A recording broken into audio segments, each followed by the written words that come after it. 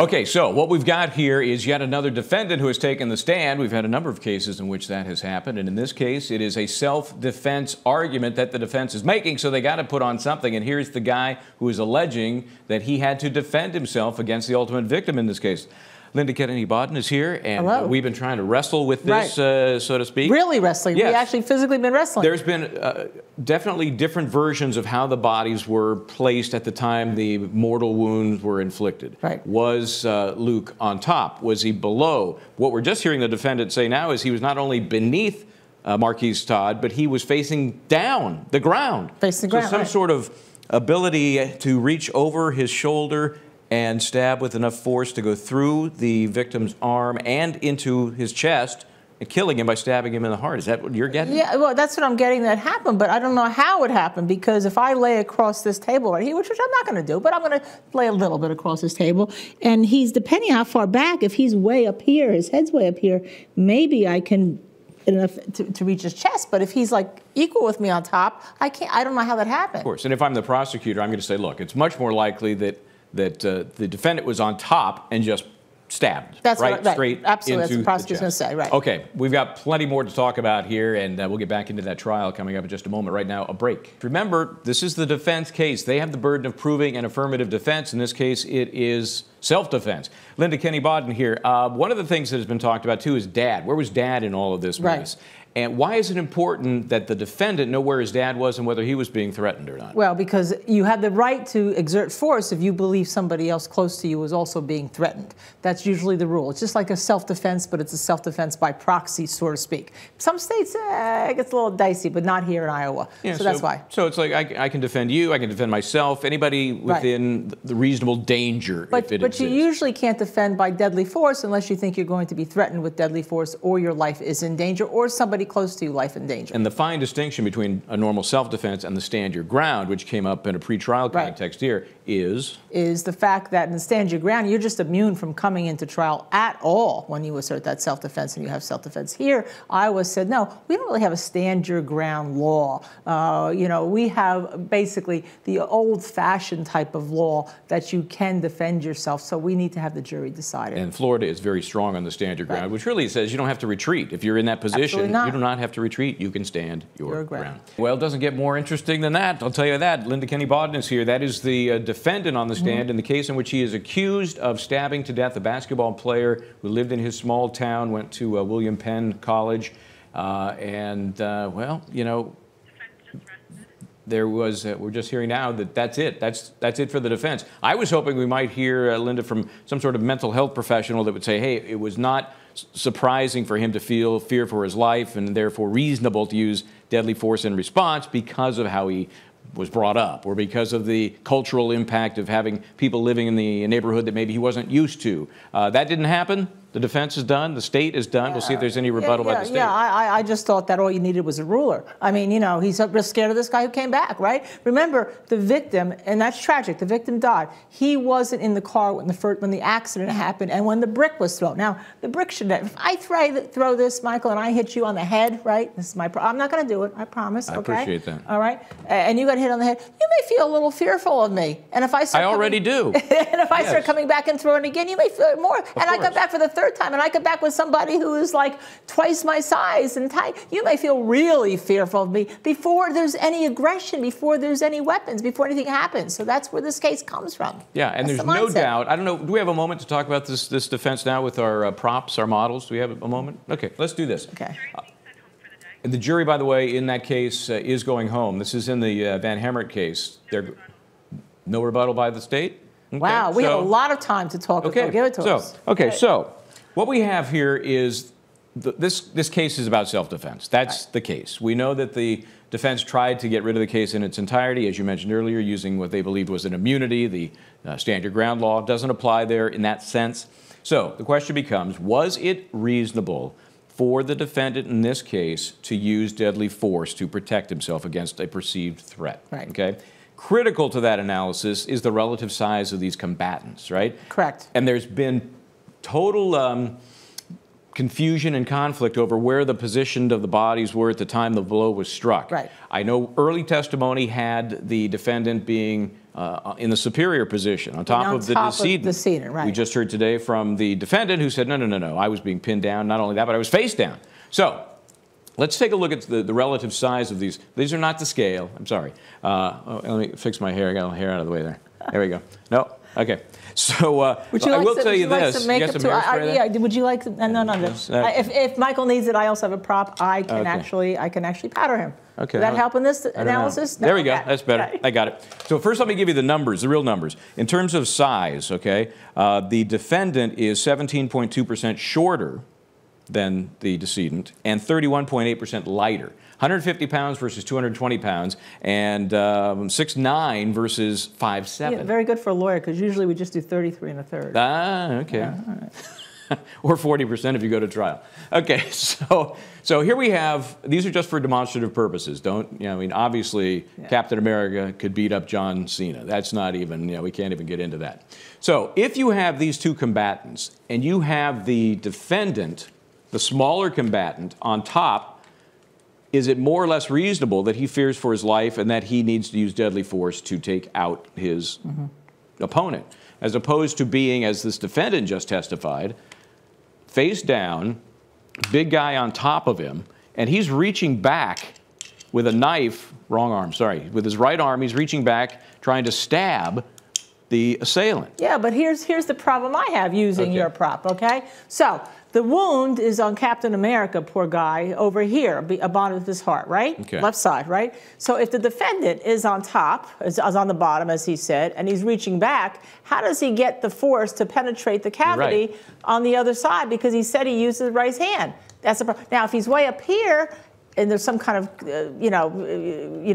across, maybe he can do it, but that's not the testimony. So I think, if anything, the defendant has put now an issue in play. Yeah, well, he'd rather say to the jury, who may not have props, he'd rather say, look, that's why I felt so threatened. The guy's crushing me, smothering me. If he admits to being on top, just trying to keep the guy from hurting him, okay, maybe he needs to do some force, but does he need to stab him in the chest and ultimately kill him? And stab him in the heart, right. So, I mean, that's the case. That's the case. That's it. Simple. What is the reasonableness of the force he used, which ultimately killed Marquise Todd? Yeah, and I think there was a lot more going on here, too. You have these one gentleman driving through a neighborhood. He gets a brick through his window after a minor fender bender. He comes back with his two friends. To discuss it, I'm sure. Just to calmly discuss it. Is very big. Maybe because he did fear the guys and he did want, but you call the police, and that's the problem. You have a lot of testosterone going here between all these young men, and this is a tragedy that should never have happened. Yeah, there's no doubt. It escalated well beyond what it ever should have, and resulted in a death. So what's going on here is we have the media wanting release of this videotape, the subject videotape, supposedly the smoking gun that proves guilt on behalf of all of these defendants, including Robert Kraft. Linda Kenney Baden is here. What exactly would be the grounds for releasing this tape? Well, let's talk about why it gets released, because in Florida, unlike many other states, there's sunshine law. When you have discovered in a criminal case, remember the case called Casey Anthony? Okay. So all the discovery gets released to the public. Right. It's considered sunshine laws. Translucent, right? Sunshine law, we call it. So that's why. So here they're saying that this warrant, by the way, they're saying this warrant was defective. It did not give the police the grounds to actually record what was in what they were watching, that it was a sneak and peep type of warrant, and therefore you couldn't record it. That's one of the main And so grounds. now you've got this tape in existence. Right. That issue will be litigated in a couple weeks at the suppression hearing. The media is trying to kind of get in before that happens. Right, and they could possibly do that. So they need a protective order to seal the tape. I actually would like to have Law and Crime Network become the porno channel, but what can I say? Yeah, that was my next point was, do you really want to see this tape? No, I don't really want to see this tape. Do you want this tape out? No, I don't. But it is interesting, because you know that a lot of people would be running with that tape on the internet. Yeah, okay. I mean, if it exists and it proves his guilt, and I understand the use for that purpose, great, fine. But just for voyeuristic issues and just for, it's just a little creepy. Right. I don't want to see it, but I understand the media making an effort to get it. So Linda Kenney Baden is here. They're done. The state rested. Defense did their thing today with really the defendant as the big witness. How do you think it's going? Well, you know, as of yesterday, I thought this was definitely not guilty. The only two things that bothered me here today was from his testimony when the defendant testifies. One, he just said, well, you heard him say, well, I just happen to have a knife on me because I collect knives. Yeah. Oh, come on. All right. Then the second thing was, I just happen to have a brick on me because I must collect bricks. And the third thing was that he has himself lying on the ground with his face down, and I don't know how you get enough force from your right hand to then reach over in the back and get somebody in the chest unless the person is really in front of you, you know, completely, and your mouth is being covered. It's very difficult. So it's either a crazy fabrication to make himself look like he needed to use the force that he used, right, or he's lying. But either one or the other. But I think the jury, given the jury composition, the women on the jury are going to want to protect this young kid. There's such a size differential. The guys came back that they shouldn't have. They should have called the police. That it's probably gearing more to a defense verdict than a prosecution verdict. Okay, and I don't want to inject race into it, but we've learned the jury is all white. Yes. This is an area that is predominantly white, and we have a black victim. You never know the undercurrents of someone's mind. Okay. I think this is critical stuff. Linda Kenney Baden is here with me. LKB, let me ask you this. Yeah. You know, we're not just talking about the physical nature of how he stabbed him, but we talked about the knife. Now, this is not a giant Bowie knife that just by its size and shape gives you more reach. He had to... It was like a pocket knife of some sort. So it had to physically be removed from a pocket, I guess, if it wasn't already out, and then opened. How does that all play? And also remember, there's also a stab wound to the arm that goes through and through of this very large person. He's a basketball player. So the blade of that little pocket knife had to be a pretty substantial blade to get a through and through wound. So I think this probably hurts him more than it helps him, because you're showing that he's doing a lot of force here. He's got to have a good angle to go through, and he also slices him. Now, a slice, you don't really kind of get a slice when someone's on you. You're not getting a slice. You're getting a slice when you're getting more of a stabbing, poking. Yeah, go at him. So I think this hurts him more than it helped him. And we should point out, the knife apparently never found. Right. The defendant said he tossed it, and that's... why do you get rid of a knife unless you know, and you're saying it's just a little pocket knife, but maybe it's not just a little pocket knife. So, you know, that's the other situation.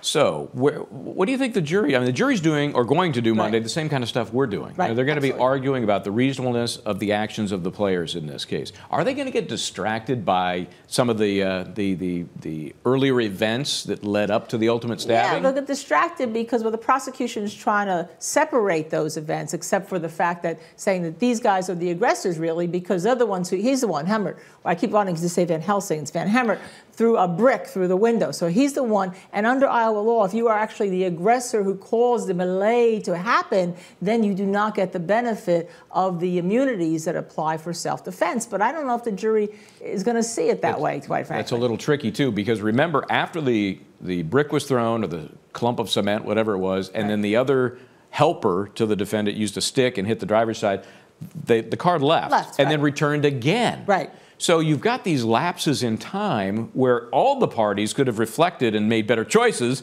They didn't. And they didn't, right. So I think that might help the jury kind of compartmentalize what they've got to look at. And in fact, they may think that when the victim's group returned, that they're the ones who were the aggressors by coming back just to the scene and then making somebody fear for their lives. So, you know, it's a very difficult case. Ultimately, they're going to say, hey, wait a second, we believe this guy, did the prosecution prove his case, that this guy wasn't in fear of his life? Probably not. Yeah, and that is the key. I mean, was it a reasonable fear? And if so, did he use reasonable force to protect against that fear? Right. So I'm here with Linda Kenney Baden. We've been talking about what we like about her testimony, what we dislike, what are the holes that need to be filled. There's still lots of holes. Right. And my concern early on, I kept saying, where's the dad? What's the deal? Well, he did testify. His affect to me was a little flat, a little unemotional. In fact, we see Lindsay there getting a little teary, just talking about taking care of these little girls. She had 4 of them there at a time. How important do you think his affect and his response to questions is going to be to this jury? I think it's all important to him. I found his affect very strange. But then again, you could say the defense attorney was just attacking him. No, she wouldn't do that. But when we watched her look at her own window, she has the same affect. She's always attacking. She's attacking. What do you want for lunch, Linda? Again. So I don't think that plays into as much as I thought it did after I watched her do her direct of her own client. I find it strange that he bought the child, had the child in the back car seat, all right, lying down for the first time. That's where I would have started this with this closing, actually. First time ever. And then he brings her covered up, a girl who could walk. So it sounded to me like the injury had taken effect previously, not on that day, and that the child was already suffering the effects of it, and no one got her treatment, and people got scared. Yeah, I don't disagree with you, and I think the alternative might be that the injury from the day before was manifesting itself at that point. That's right. And so it wasn't maybe fresh, but it was happening.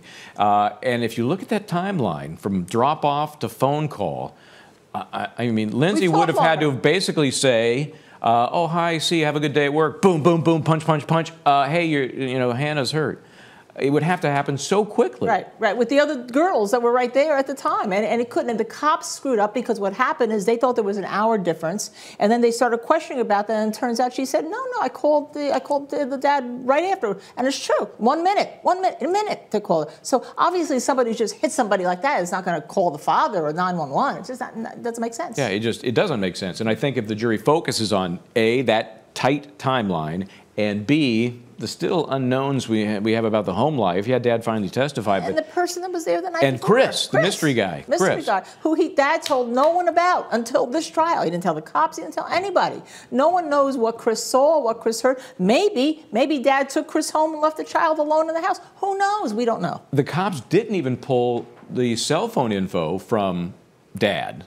You know, what did they have, 33,000 pages of cell phone info, of extraction from the defendant, but nothing from the dad? No, and nothing from the dad, and nothing that says she's ever abused a child. And you know that child care, child health services, whatever they call them, came into that house to look to see whether there's any other abuse of the kids. Of course, and many parents had kids there. They probably would have been good to talk to and say, hey, has there ever been an issue?